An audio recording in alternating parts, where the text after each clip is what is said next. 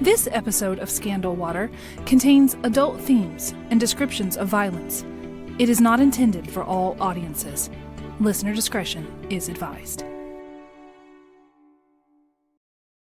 Welcome to Scandal Water, where the tea is hot and the conversation lively. Your hosts, Candy And Ashley will discuss a peculiar story somehow related to the entertainment industry.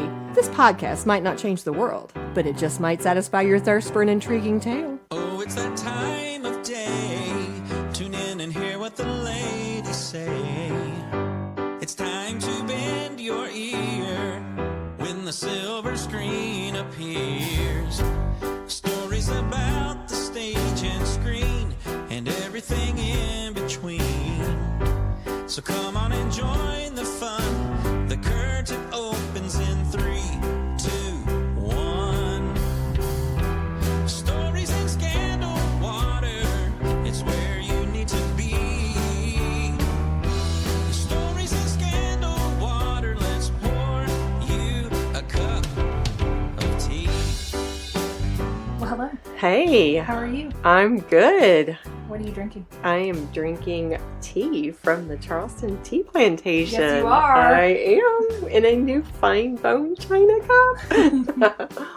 Okay, you're here to tell me a story, I hear. I am. So this story is a little dark. Okay. Well, it's a lot dark. Okay. So I thought instead of jumping right in, we could start with something lighter. Okay. Knowing your background with theater, Ashley, Mm-hmm. I thought I would throw a question at you. Oh, okay. So you Yes. think about the phrase, the show must go on. Yes.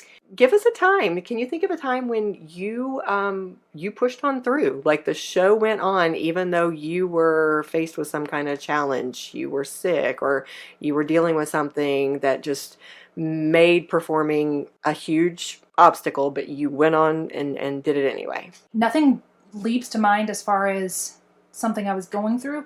I think just every performance for me is I push on through it because I have tremendous stage fright. Debilitating, nearly stage fright.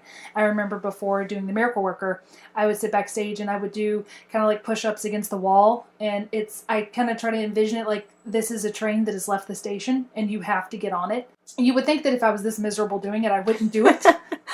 But it's really, it's tough every time I get out there, because the first time that I'm out there, I'm thinking, I am a person who is acting. Look at me moving my arms. Look at me doing this. Look at me doing that. And then about 20 minutes into it, I get into the actual character and start having the actual fun. But it has always been hard for me to overcome. I simultaneously want to do it, love to do it, can't imagine not doing it, and also am terrified of it. That is so funny because we've known each other all these years, and I would have never said that you have debilitating stage fright. Like, I would never have thought that. Oh, yeah. Wow. Do you have one? I think about the time that I was in a play. It's been like 4 or 5 years ago, and I'm not sure what I was recovering from. I can't remember if it was like bronchitis or the flu or something, but I had developed this terrible cough. And it was like our last performance. I think you may have. What show was it? Critics' Choice, I think, was the I name don't remember. of it. But that just triggered me into remembering one of the things I am most scared about is getting hiccups on stage. Because I don't get cutesy little hiccups. They're like I'm gonna lean back like it sounds like that. So I can't ever stop it when it happens. So that's one of the things in my worst fantasy, like, what if I get the hiccups? What's going to happen? How am I gonna do this? More a fear than no, of course the biggest fear is forgetting lines. And right. I have done that. Right. But I've never gotten the hiccups yet. But that's on my bucket list of will probably happen, something fearful to look forward to. Right. It's going to happen at some point. Yes. Yeah. Okay, so finish your story. Well, it's just that I had one of the lead roles, and I had this terrible cough, and it had made my voice hoarse. And so I'm performing, and I could almost feel the audience sympathizing with me because I am just like croaking through my lines, and I'm doing all the hot drinks and the cough drops and all of it. And I mean, I made it through the performance, but it was definitely not my best night. You just reminded me. I must have blocked it from my memory. But what we just did, the Lemonade Jamboree, the sequel to The Miracle Worker, again, I wrote this little sketch where it was Annie and Helen 10 or so years later. And it was the last week of filming, and I had been healthy the entire summer. And there was a shoot that we did where one of the girls wanted to shoot in a cornfield.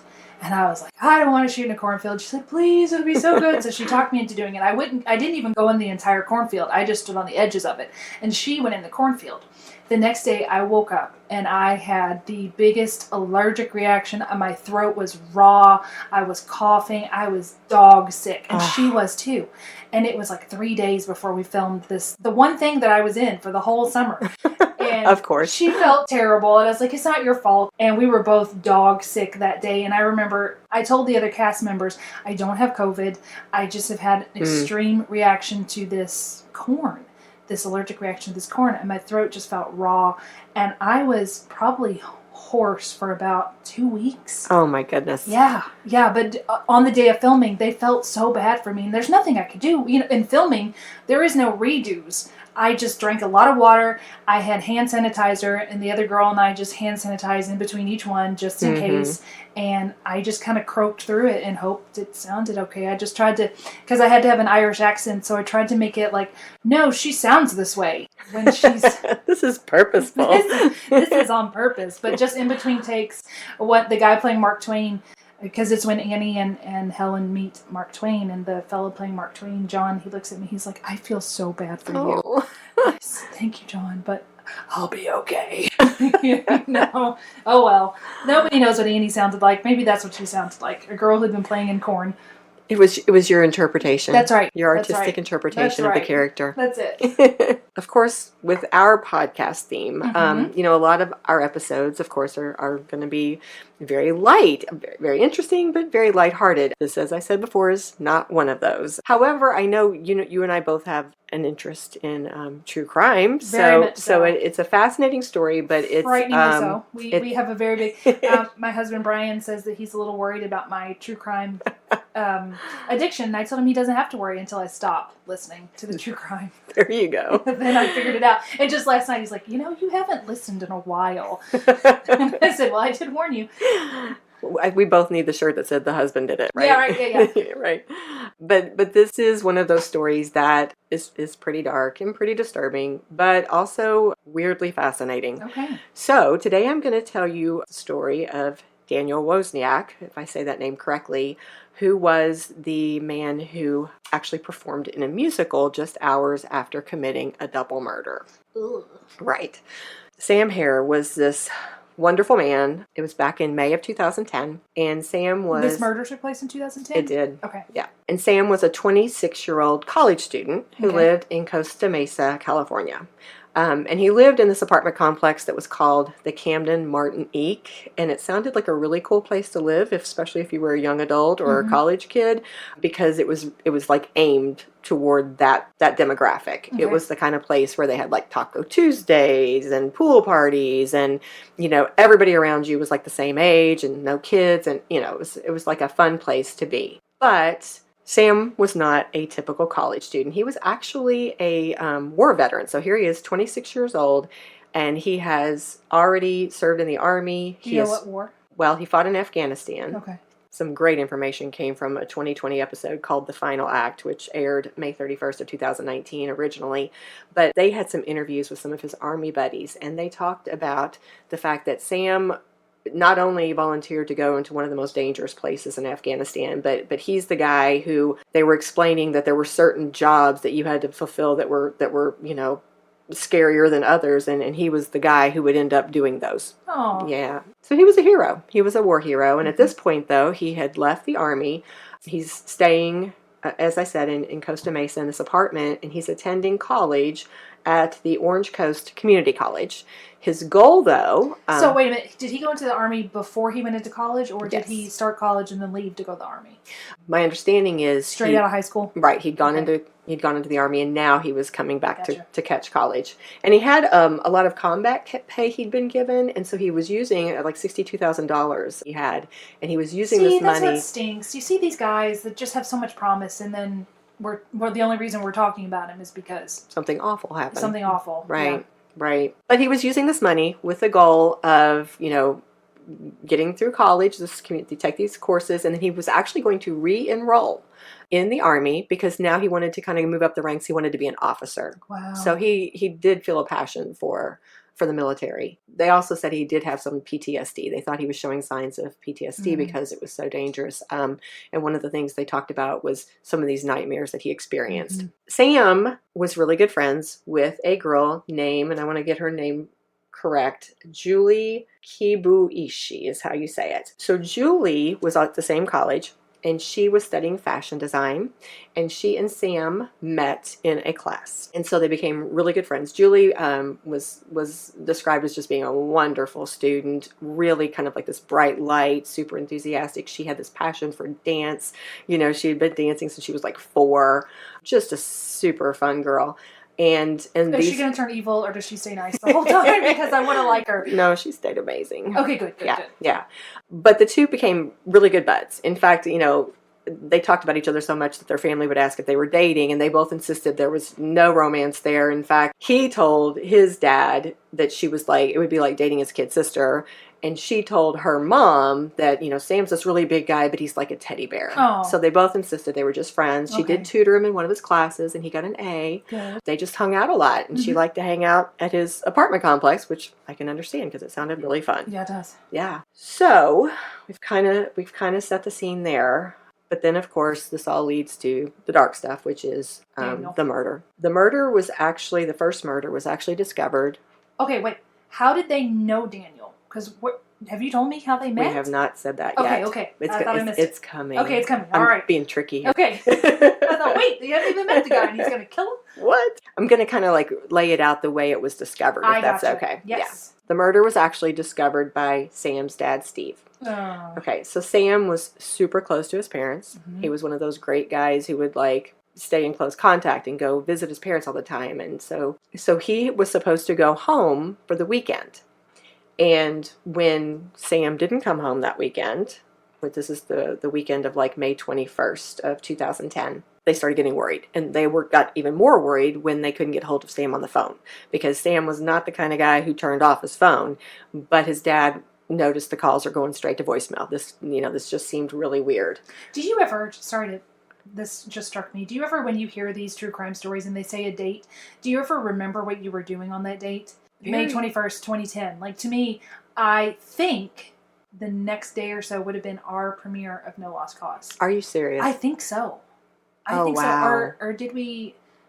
I'd have to look that up, but that's just what struck me, as I think in 2010, so a few days... It's just weird to think what's happening in different people's lives. Here we are having a highlight moment, and then this poor person is having the worst moment.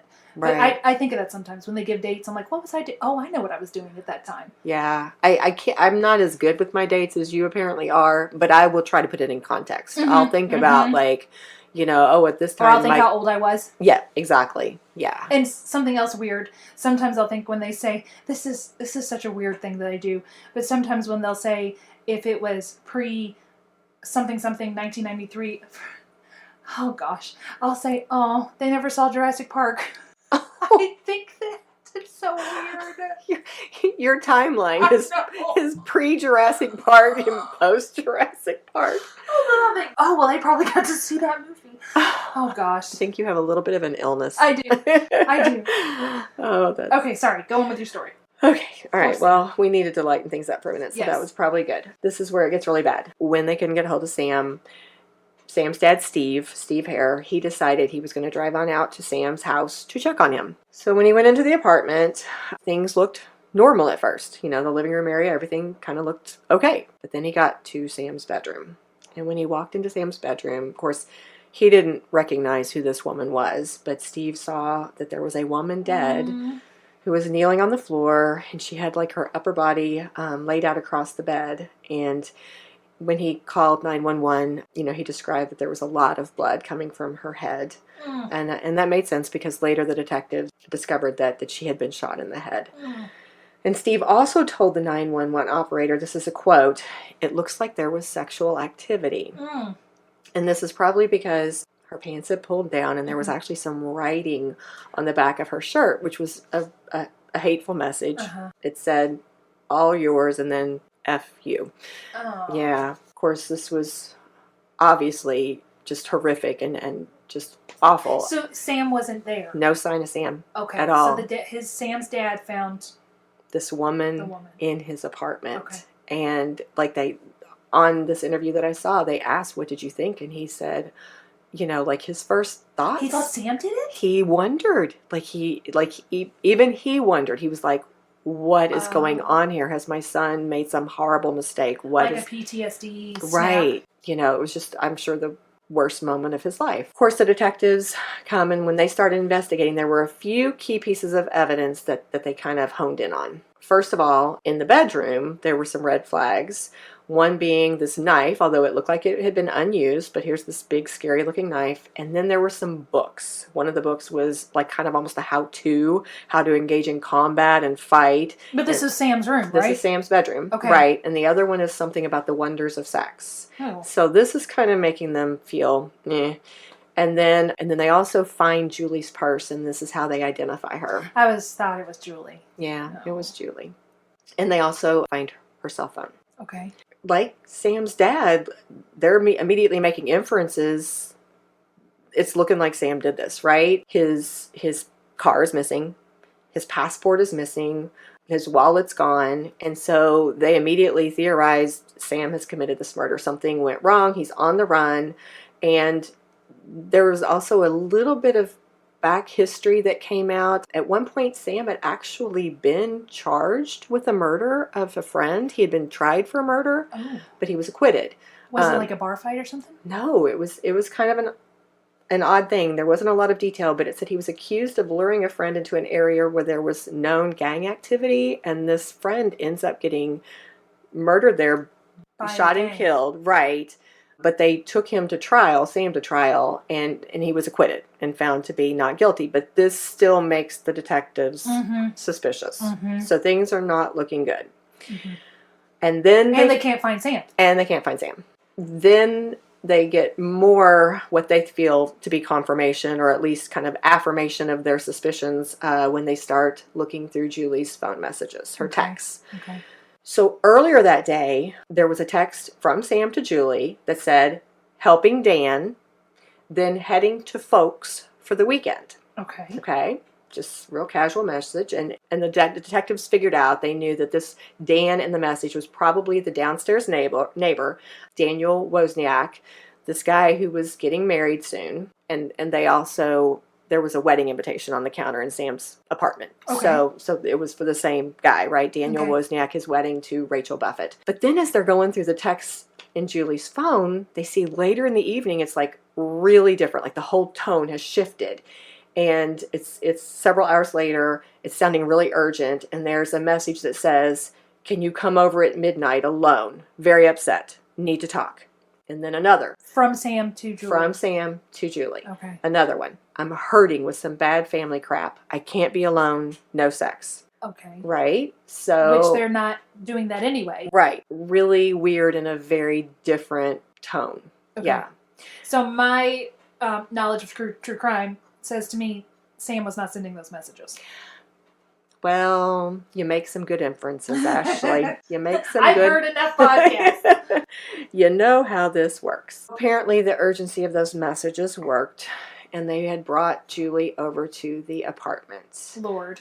I know. And this is where it gets even sadder. They found out, as they kind of investigate and they interview, people around Julie's life, they've realized she had been out eating with her brother when those urgent texts had started coming through.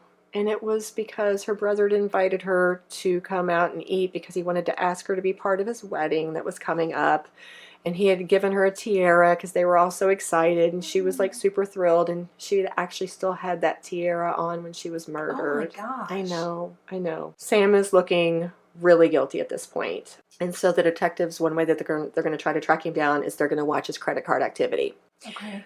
So they start to see some ATM withdrawals going through. And then there's a pizza delivery purchase. Mm-hmm.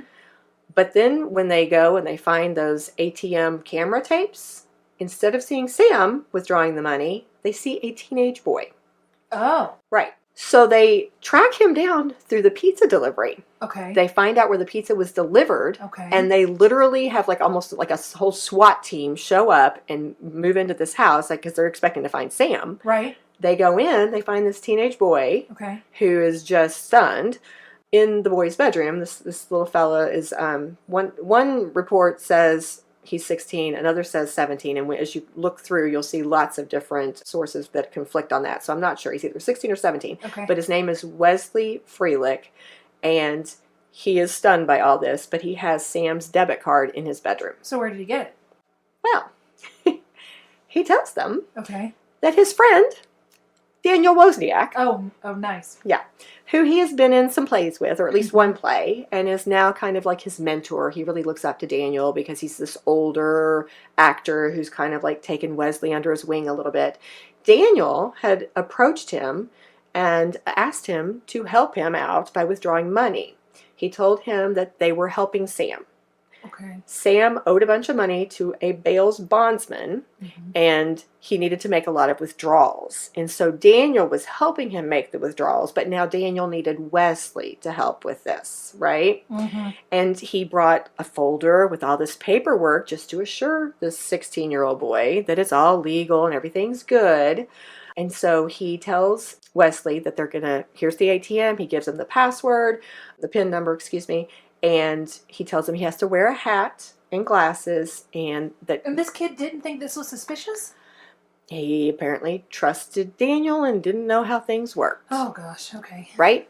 The first time they go to get this, you can only take it out in $400 increments, apparently. And the first time they go, Daniel actually drives in a different car, parks in a different parking lot that's adjoining where Wesley is. And Wesley goes up, gets the money, and then, passes it over to Daniel.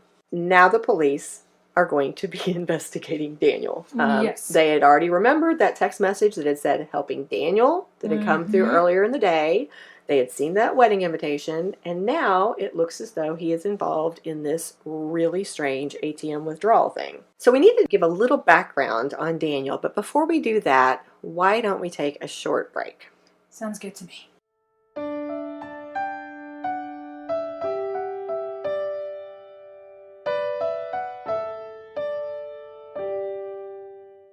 So Daniel Wozniak was 26 years old, and as we mentioned before, he was living in the same apartment complex that Sam lived in, but he's downstairs. And Daniel lives with his 23-year-old fiancée, Rachel Buffett. Okay. Now, both Daniel and Rachel were huge community theater people. Okay. In fact, they both aspired to, go make it big.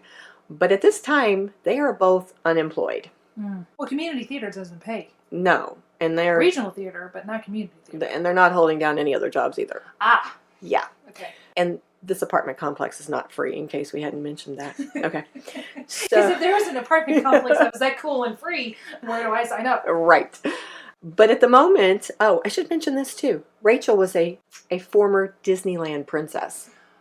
Rachel. What does she play? Does it say what? It does not say which princess, but I should have known you would ask that. I should have dug around a little bit. That's okay. Well, if she's evil, I don't care. Well, then you don't care. Oh, Rachel. Okay. So at this moment, they are both actually starring together in the musical 9 at a local community theater in their area. Okay, 9. I saw that movie with Daniel Day-Lewis. It's about a man who has 9 women that influence his life. That sounds right. Okay. I am not familiar with it, but based on a few of the little excerpts I saw, that sounds like you just nailed it. Yeah, it was a pretty good movie, I think. Apparently. I just remember Daniel Day-Lewis, and I think Nicole Kidman played the movie star ingenue, maybe? Anyway. May have to go watch that Okay. now. Okay. So as I mentioned before, neither of them are employed, and they are struggling for money. It mentioned a few different times that they were 2 months behind on rent, and they were facing eviction, and apparently they had been, or at least Daniel had been evicted before from a different apartment. I'm not sure if Rachel was with him at that time. Apparently they were struggling so badly for money that it even tells a story about this stranger, a jazz musician named Chris Williams, actually overhearing them at a party one night talking about their money problems, and he somehow ends up loaning them a couple $1,000s. What? I know. I don't have that skill. I know, right? They had 2 friends who were being interviewed who mentioned that out of the blue, Daniel approached them asking them to loan him $500 because he wanted to secure this photographer for the wedding that Rachel really liked. Mm-mm. Right. Mm-mm. Mm-hmm. So apparently it was really on his mind. I heard a lot more about needing money for the honeymoon Wedding? and the wedding than for the rent. Life? Right, life, Okay. exactly. The police ask Dan to come in because they want to, Sounds like a person of interest to me. right?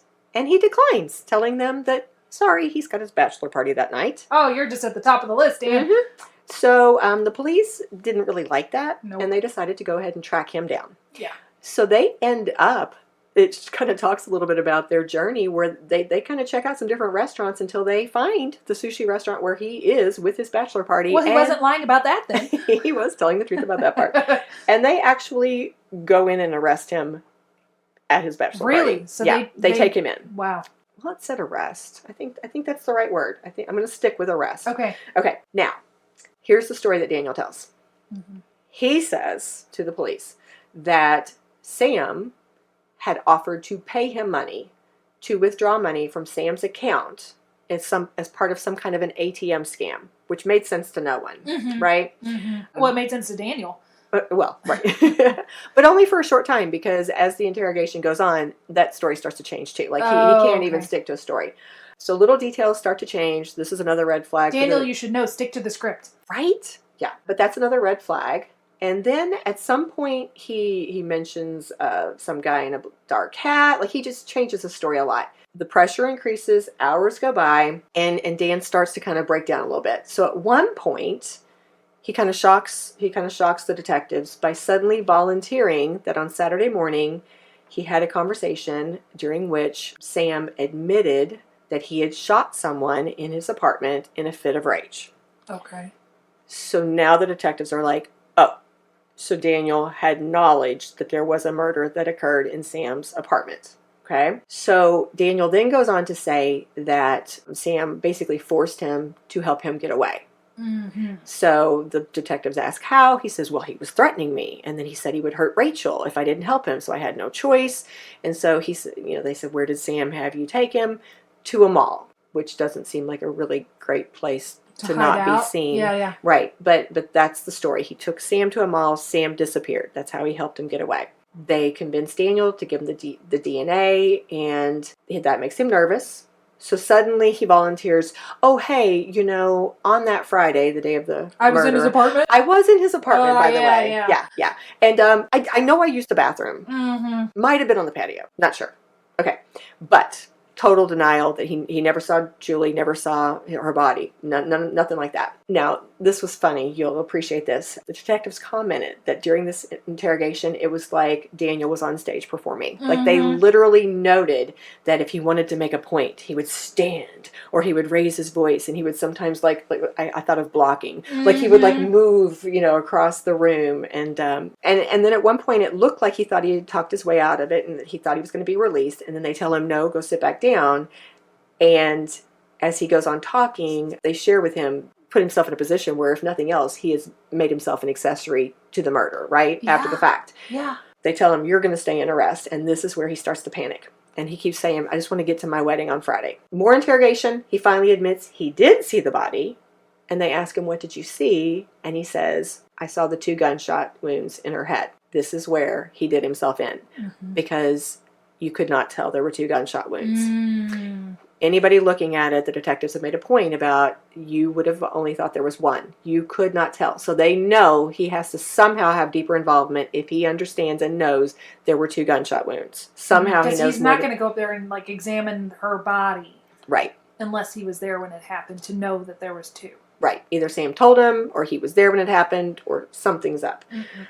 Okay, so they continue to push him. Now he admits he helped Sam clean up after the murder. So at this point, the detectives bring out a new trick. They decide to bring Rachel into the room with Daniel. So the detectives are there still. They're kind of listening in. They don't let them talk to each other by themselves. No, they're not alone. But they have Daniel, he's sitting in a chair in a corner. They have Rachel over here. And Daniel is telling about his involvement and helping Sam get away and cleaning up from the murder and all of these things.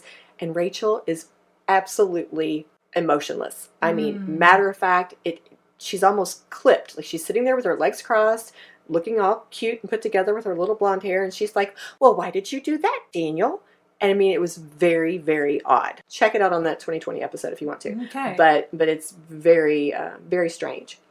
So after the interview, Daniel is taken to this holding cell. And this must be another thing that the detectives do, because there's a phone, apparently, where you can use it, I don't know, freely. And Daniel uses that phone, and he makes a phone call to Rachel, not realizing that these phone calls are, of course, recorded. Hello. It's like they haven't seen any TV ever. Or just stop to think about it. That wouldn't record what you're saying. You're in a police station. Rachel goes to Dan's family because she's going to tell his parents what has happened. She runs into Daniel's brother, Tim. Okay. Tim panics at the news of what's happening with Daniel, that he's been arrested, that he's, involved with all of this. And he tells Rachel that he has some evidence related to the case. Rachel now has decided she's going to go share this information with the police, but before she does, she calls Dan on this phone that is recorded, right? Mm-hmm. So she tells him on this recorded call what's happening and that Tim has some evidence and she needs to report it right away because she doesn't want to get in trouble. And Dan says, here's a quote, on this phone call, "Then I'm doomed."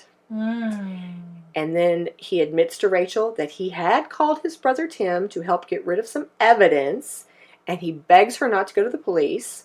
And she's literally driving there as she's making this phone call. And she says, "No, babe, I'm going to do it."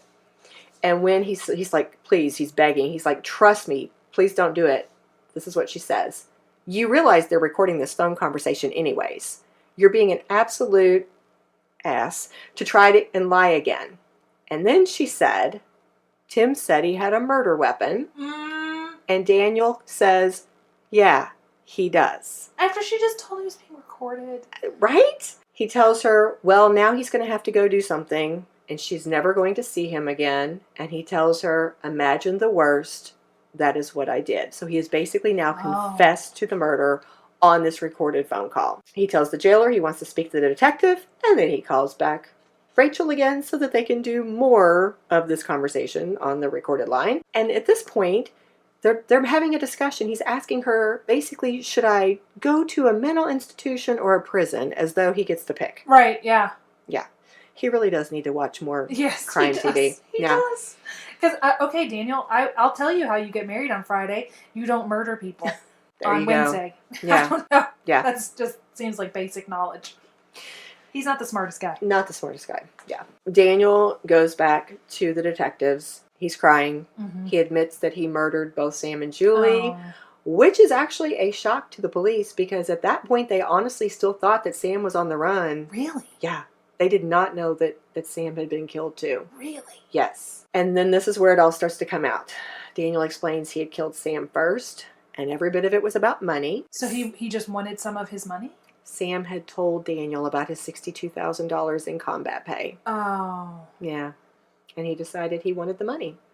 So he had asked Sam to help him move some things at the Liberty Theater at the Los Alamitos Air Base on Friday morning. Told him it was up in the attic, gets him into the attic, which is very private, very alone. And when Sam bends down to help lift something, he shot Sam in the head. Oh my gosh.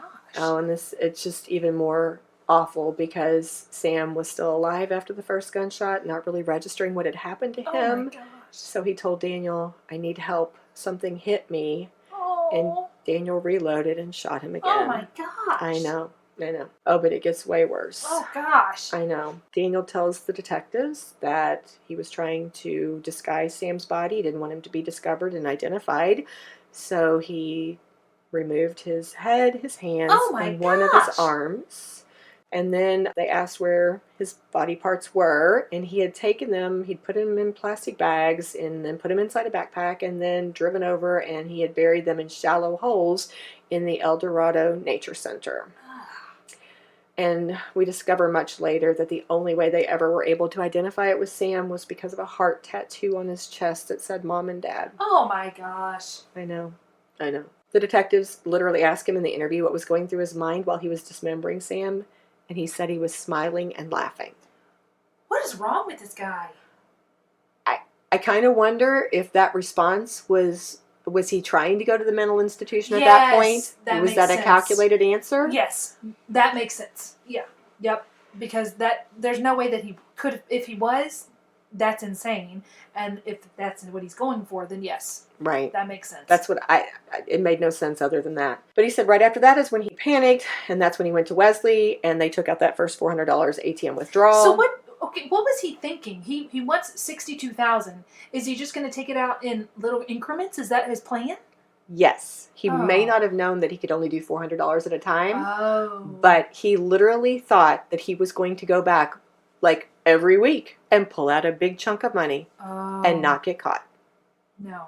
Right? So he had killed Julie only to try to set up Sam. Oh my gosh. 100% murdered this beautiful girl to try to discredit his, not only steal his friend's money, steal his life, but let's also take his reputation and make him look like a rapist and this horrible person. He admitted he had sent the text to Julie from Sam's phone while he was at the theater the night that he was doing a performance. He said he had answered Sam's door. He'd invited Julie in. He had asked her to look at something in Sam's bed, and when she leaned over to look, he shot her twice in the back of the head. Gosh. And then he had staged the scene to make it look like Sam had raped her and killed her and then run. He admitted he had put Sam's wallet and passport along with some other items in a backpack, and he had asked his brother Tim to get rid of that. But Tim was not the brightest bulb either, because Tim went to his parents' house and just tossed it over a fence. And this entire backpack full of evidence, enough to put Dan away for who knows how long, was just sitting there. Shell casings in it, wallet, passport, all this stuff. So he was right when he told her he was doomed. Oh, yeah, absolutely. But then a twist comes along. Oh, no. And then a new witness comes forward. Remember that stranger that, loaned them money? Because that stranger, jazz musician Chris Williams, goes to the detectives and shares that he had loaned Dan and Rachel that money. How much was it? I think it was $2,000. It was very vague. It was kind of like a few thousand. Okay. But it says he had gone to Dan and Rachel's apartment the morning of the murders because he was supposed to be getting some or all of that money back. Now, this had never come up in all those interviews with Dan and Rachel, remember? Okay. This Chris Williams guy says that Sam was there.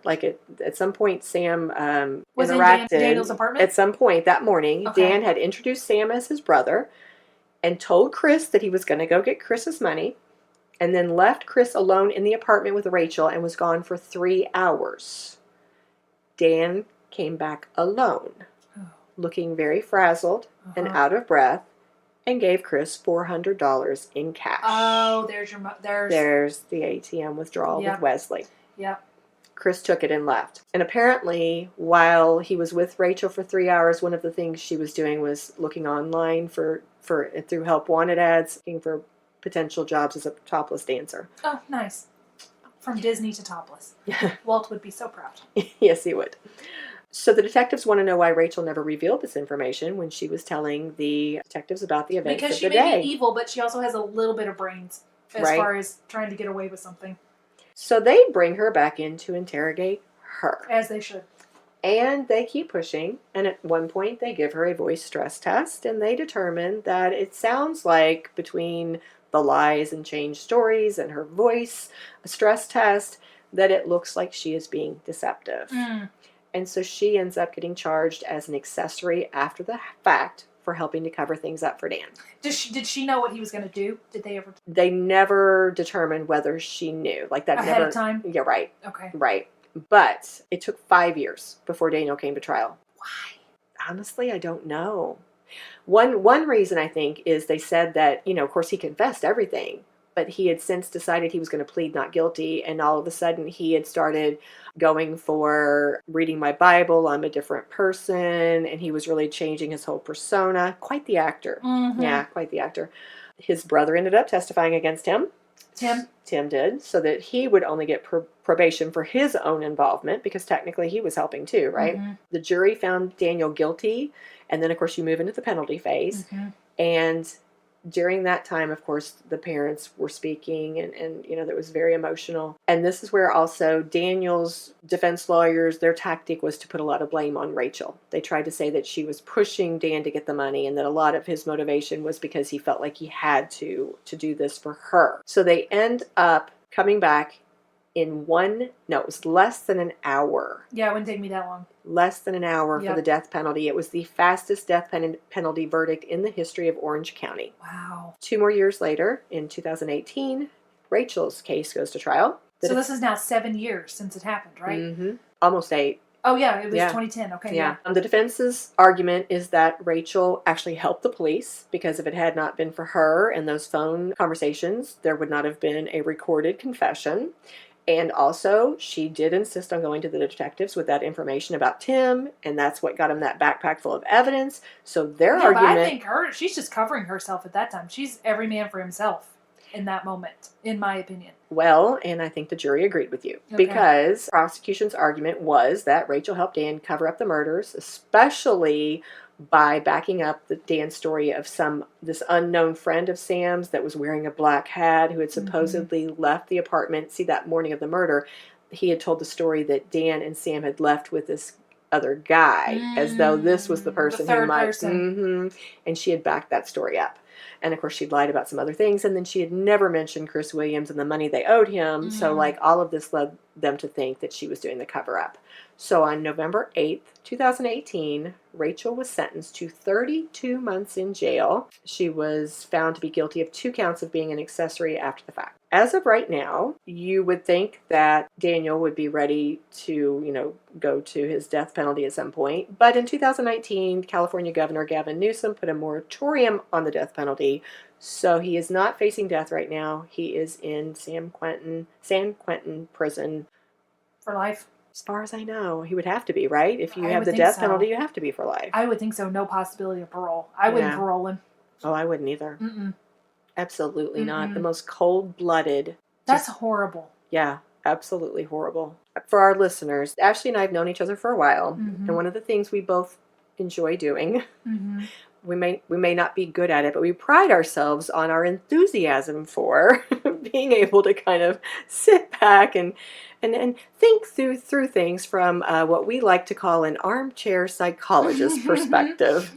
Armchair psychologist. Meddle in what's not our business. Exactly. Yes. And offer opinions that nobody cares to hear. Nobody cares about except us. That's exactly right. Yep. So I thought I would throw this at you. Okay. I'm going to offer an unpopular opinion right now. It does not surprise me, because I'm not sure if I've actually stated this in so many words. He performed in the musical 9 hours after he had murdered his friend. And then went home later that night And after murdered the someone rap else. party Oh, it was the last performance. and murdered someone else. Okay. But my unpopular opinion is I'm not surprised he performed that night. The show must go on, I guess. And if you had committed a murder, what happens if you don't show up to do the lead role in the musical 9? Right. They're going to immediately go, well, where is he? And then they're going to go look for you, and that's the first thread. Well, he was an idiot from the start. All of this was stupid. It was a stupid motive. This was a wonderful man, a wonderful girl. They had so much promise. It was such a stupid motive. Why do you think you could withdraw $62,000 in one fell swoop and not get caught? What part of your brain figured this was going to work? And that's the thing that gets me a lot with criminals, is they have this sense of maybe it was the kind of narcissism that comes with being an actor. A lot of times these people who all they focus on is just like the spotlight and the shiny thing, and they just think they're not going to get caught. And you nearly always do, especially if it's going to be this messy. Yeah, that was something, and of course, you know how TV shows are. Like when you watch The Interview, and even in some of the articles that I read, and by the way, we will list our sources, but there definitely was a play up of that idea of he thought he was such a great actor. Like he thought he could perform he thought he could fool everybody. He could perform his way out of this. So there definitely was that aspect to it. But you bring up a good point, is like, we're actors ourselves. By all means, I'm not saying every actor is like, superficial. Right. But this man was. I mean, like not only is he committing murder over money, his friends, these people that he cared about, they liked them. Yeah. Like, But he wasn't even doing it because he felt like he was in this life or death situation, unless he was truly concerned that this Chris Williams guy was like a loan shark or something. Mm-hmm. Unless that was the case and he had some actual fear there, it sounded like he just wanted the money to go on his honeymoon. I know. He just wanted to like have some fun with this girl. Yeah. What a horrible human being in every way. Yes. Yeah. We've all acted with people who are kind of that self-centered actor. Not every actor is like that. There are a lot of wonderful people in the acting field, but you can all think of that one person that you could go, yeah, I can see him doing that, or her, or whoever. I agree with you. I'm not surprised that he performed that night. I think it proves his sociopathy or psychopathy or whatever you want to call it. And knowing that, I think between that information that he performed in the middle of the two murders, that he was at the theater while texting his next victim just to set up his friend. That means he can almost say that the murder of Sam was not premeditated. Like, went there in the passion of the moment. I was stupid and didn't think this through, but it's the second one. It's the second one where he's trying to cover his tracks and trying to blame his friend for this, that I would have said, yeah, no, death penalty. Absolutely. Yep. Yeah. And I also go, you couldn't get out of the performance because that would have certainly raised some alarm and some eyebrows, but you didn't have to go to the rap party. Right. Yeah, he was obviously not bothered enough. He had no conscience there where he thought, hey, I got through the performance. It wasn't my best one because I'm really plagued by what I've done, the literal blood on my hands. Right. No, he went to a party and then was texting a girl that he's planning to kill. Okay, well, I told you it was a little dark. It was, but that's all right. Why do you feel like, okay, here's a question thrown back at you. Why do you feel like true crime appeals to, you don't have to say the world in general, I don't know what other people's motives are, but why does it appeal to you? It's so unfathomable that you just want to try to understand. Like, it's just so awful that it, in some morbid way, it then becomes fascinating to try to figure it out. Yeah. I think for me, I was thinking about this. I was like, why am I some of this stuff is so dark and terrible. But it kind of struck me when I was listening to a particular podcast and they were saying the case and they were setting it up like you were earlier for me. And as I was listening, I was able to figure out why the person had been murdered, and I kind of figured out what was going on. I never would have been able to do that without all of the years or months or whatever you want to call it, hours of listening. I think it helps me as a person to understand that these people exist and to be careful. To be very, very careful, because any of those situations Sam should have, or that little 16-year-old kid, to you and I, we're going, no, obviously these are red flags. But if they didn't know any better, they didn't know any better. Right. And to me, the true crime stuff, as sad as it is, and I am sad, I hate that I had to learn about Sam and Julie in this way, but it helps future people. If your friend is texting you and it doesn't sound like them, if your friend texts you something that says at the end of it, no sex, and you know you guys don't do that, maybe you should not go. Or maybe you should call a friend and say, hey, I'm getting really weird texts from my friend that doesn't sound like them, and I'm feeling the red flags. Right. Could you go with me to go check on him? Or you make a phone call and you don't go unless you hear his voice. You try to talk over the phone. Yes. Right. I think there's a lot of stuff that we can learn that can help us stay vigilant, stay alive, and understand this exists. So I think that's probably my reason. I hate to say the word like it. I don't like it. I don't like true crime. I hope no one likes true crime. I learn from it. Because I'm fairly sheltered. You know, I have a lot of really nice people in my life. I have unnice people too. Everybody does. But I've been able to identify those unnice people a lot faster. Right. Than before. Yeah. I would agree with you. I mean, I definitely share that same rationale too. And I would 100% agree with everything you've said. But to piggyback on one little piece, when you talked about kind of like understanding and learning from it, I think also an additional reason is I've always been interested in like psychology. Yes, and, me too. I thought about taking that as like a minor in college, but things like as you said, learning from it, looking for patterns, mind hunter. Yeah. Things like that are fascinating, and people, not people like us who are just kind of, interested on the side learning, but like people in that field have learned so much that they've shared, and it's helped to catch serial killers. It's helped to, as you said, arm people or make them more aware of steps to take or how to react or, prevention methods or whatever it might be. So what do you think the lesson is that we can learn from this story? Would you say, like what I said before, if your friend is acting out of the ordinary, don't just go check on them without calling them? Don't, if your friend says, hey, come up with me to move this, and he's leading you someplace alone, like, does it tell us don't trust anybody? Because do you think that Daniel had any kind of red flags before this? With Sam just trusted him, and that little 16-year-old kid just trusted him. That makes me think, is he a charming psychopath? And in that case, anybody that is that charming, be aware. Don't just take anything at face value. Yeah, it sounds kind of sad that in a way we're saying don't be so trusting. Yeah. But we are. In a way that is kind of a lesson. I think the other thing is, I do think that getting into so much debt, I do feel like that was priorities. Right. I feel like that was a motivation. It's like live your life more responsibly. Yeah. Handle your own affairs, take care of your business, and take care of money. Money doesn't matter over relationships and people and life. It's like, it's just disturbing. That's all you can say. Right. Well, Sam, Julie, I'm very glad to have met you. I'm very sorry.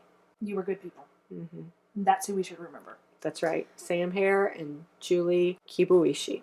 Cheers to them. Cheers to them. This episode of Scandal Water was executive produced by Candy Thomas, that's me, and Ashley Raymer Brown. That's me. It was researched and written by Candy Thomas and edited by Ashley Raymer Brown. All music was written, composed, performed, and mixed by Josh Martin. The artwork was designed by Matt C. Adams. As a reminder, this podcast is purely for entertainment purposes. The thoughts and opinions of the host during each episode of Scandal Water are their own and do not reflect the opinions of any future guests, advertisers, or clearly professional psychologists. Thanks for listening.